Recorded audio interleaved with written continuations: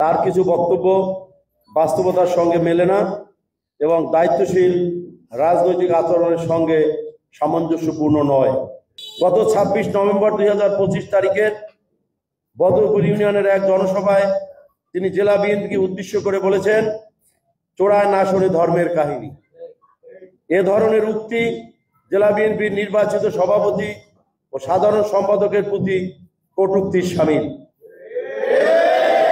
একজন দলের মনোনীত প্রার্থী জনসম্মুখে এ ধরনের মন্তব্য করতে পারেন কিনা তা আমরা সংশ্লিষ্ট মহলের বিবেচনার জন্য রেখে দিচ্ছি। তিনি আরো বলেন, ওনারা ব্যাংকারকে দিয়ে নির্বাচন করাবে, ঠিকাদারকে দিয়ে নির্বাচন করাবে, গণ অধিকারের সভাপতি জনাব নুরুল হক নূরকে দিয়ে নির্বাচন করাবে, টাকা দিবে।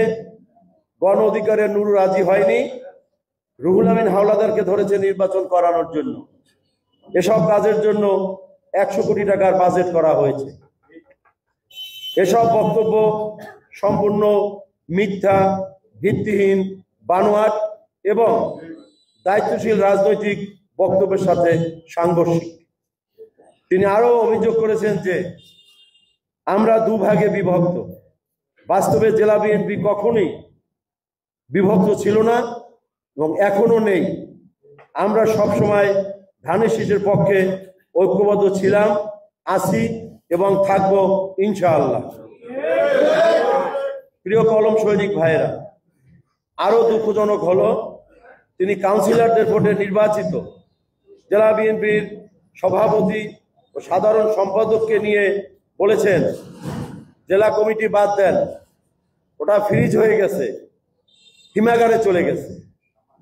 তিনি আরো বলেছেন যে তিনি কাউন্সিলরদের ভোটে নির্বাচিত নেতৃত্বকে টাকা হবে কিনা তা তিনি পরে দেখবেন।